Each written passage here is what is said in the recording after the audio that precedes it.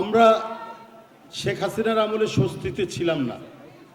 কখন পুলিশ ধরে, কখন গোয়েন্দা পুলিশ আমাদেরকে বাসা থেকে তুলে নিয়ে যায়, এই সমস্ত আতঙ্কের মধ্যে আমরা ছিলাম। আর এখন আমরা আছি ব্যস্ততার মধ্যে। আমাদের চেয়ারম্যান কখন বলেন এই সকালে যান মিঠাপুকুর, বিকালে যান পঞ্চগড়, সন্ধ্যায় যান সাতক্ষীরা, না হলে তার পরের দিন যান চট্টগ্রাম।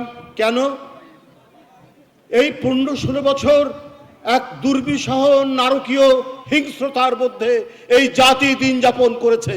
কারো হাত নেই, কারো পা নেই, কেউ পঙ্গু বরণ করেছেন, কেউ অন্ধত্ব বরণ করেছেন, কারো সোনার ছেলেরা পৃথিবী থেকে চিরদিনের জন্য বিদায় নিয়েছেন।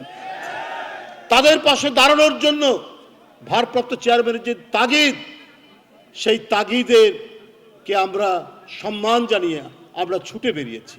কিন্তু তার যেই তাগিদ, তার যে এই ব্যস্ততা, তার যে মানুষের সাথে এই সংশ্লিষ্টতা, আজকে নানাভাবে আবারও দেখছি এই পরিবর্তিত পরিস্থিতিতেও অনেকে এটাকে ভিন্নভাবে দেখার চেষ্টা করছেন।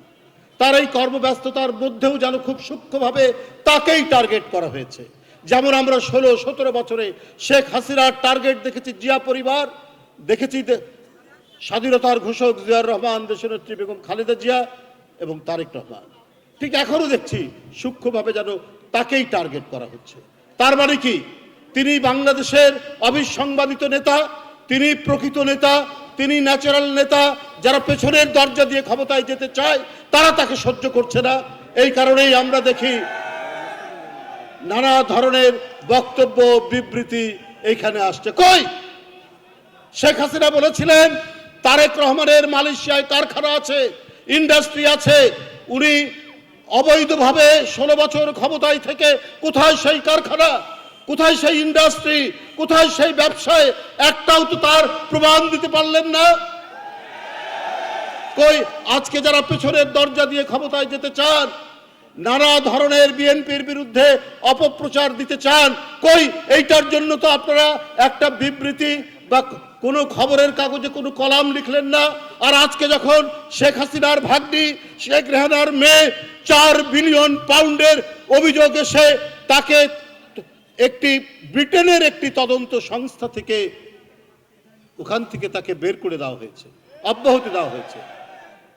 কই টিউলিপ?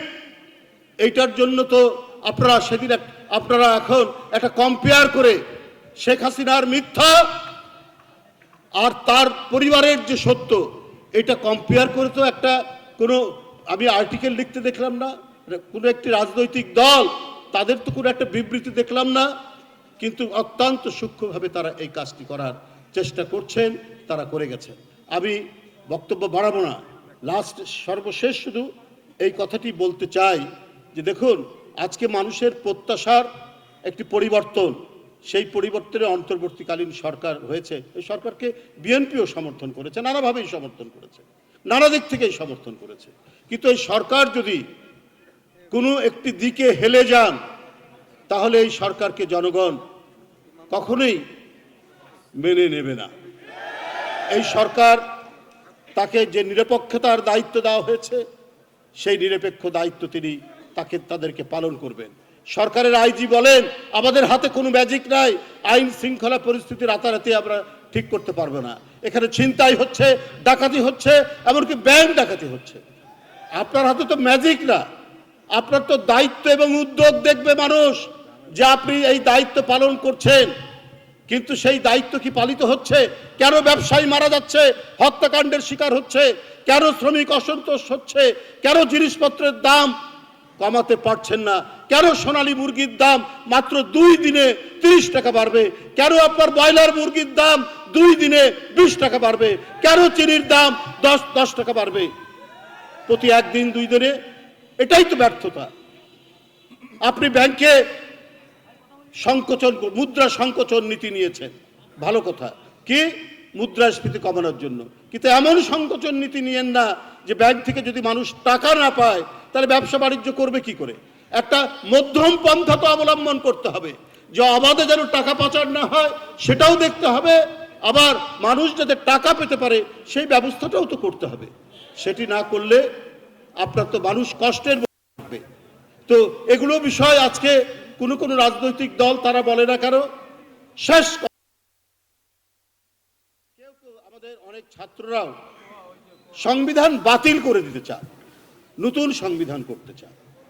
তো এখানে তো আমার মনে প্রশ্ন জাগে, আমি যে দলটি করি ওই দলের প্রতিষ্ঠাতা হচ্ছেন শহীদ রাষ্ট্রপতি জিয়াউর রহমান, যিনি দেশ বিদেশ আন্তর্জাতিকভাবে স্বীকৃত, জনগণের যারা ইতিহাস লেখক তাদের কাছে স্বীকৃত, তিনি মুক্তিযুদ্ধের ঘোষক।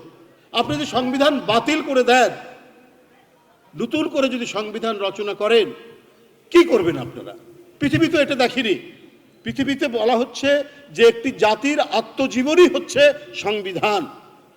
সেটা সংযোজন হতে পারে, সংশোধন হতে পারে। যেখানে ফ্যাসিজমের বৈশিষ্ট্য আছে সংবিধানে, ওটা বাদ দিন, ওটা বাদ দেওয়া যেতে পারে। সেটা তো রাজনৈতিক দায়িত্ব। সেটা রাজনীতিবিদরা যারা গণতন্ত্রের পক্ষে ছিলেন, যারা গণতন্ত্রের জন্য সংগ্রাম করেছে এবং যাদের সন্তান রব্বানীরা অকাতরে জীবন দিয়েছে, এই সমস্ত রাজনৈতিক দল যারা জনগণের ম্যান্ডেট নিয়ে ক্ষমতা আসবে, তারা তো এটা করবে।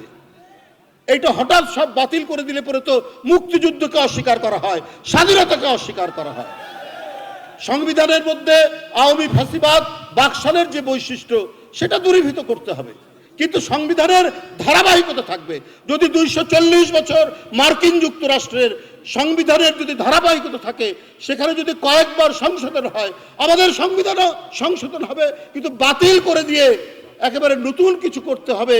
এইটা মূল স্পিরিট, স্বাধীনতা যুদ্ধের স্পিরিট, এটার সাথে এটা সাংঘর্ষিক হয়। আর ওইটা সাংঘর্ষিক হবে এই কারণে, কারণ ওই যুদ্ধে তো 30 লক্ষ লোক মারা গেছে, 2 লক্ষ মা বোনের ইজ্জত গেছে, এবং ওই যুদ্ধের একজন প্রধান সেনানী ঘোষক জিয়াউর রহমান। তখন আমরা নিজেরাই তো একটা অস্বীকৃতির মধ্যে পড়ব। এগুলা ঠিক নয়। বন্ধুরা আমার, আজকে যে উদ্দেশ্য নিয়ে এখানে আমরা উপস্থিত হয়েছি, ইনশাল্লাহ আপনারা দেখেছেন, আমি প্রথমেই যে কথাটা বলেছি যে আমরা বিএনপি রাজনৈতিক দল এবং এই যে আমাদের রুম্মন এবং মিথুনের নেতৃত্বে যে আমরা বিএনপি পরিবার, এই বিএনপি পরিবার একটা বিশেষ সংগঠন দাঁড় করিয়ে এদেরকে দিয়ে সারা দেশে আহত নিহত পরিবারের পাশে দাঁড়াচ্ছেন আমাদের ভারপ্রাপ্ত চেয়ারম্যান জনাব তারেক রহমান। আজকে আপনাদের সামনে তিনি ভার্চুয়ালি যুক্ত হয়েছেন বটে, কিন্তু তার আত্মা, তার মন মানসিকতা সব আপনাদের সাথে মিশে আছে, এবং তিনি এইভাবেই জনগণের সাথে, জনগণের কাছাকাছি, জনগণের সান্নিধ্যের জন্য সুদূর 6000 মাইল দূর থেকে, আটলান্টিকের পাড়ি থেকে আপনাদের সাথে নিবিড় সংযোগ রেখেছেন, এবং আপনাদের সুখ দুঃখ আনন্দ বেদনার সাথে তিনি নিবিড়ভাবে সম্পর্কিত রয়েছেন। এইখানে যারা তাদের আত্মার মাগফিরাত কামনা করে আমি আমার বক্তব্য শেষ করছি। খোদা হাফেজ।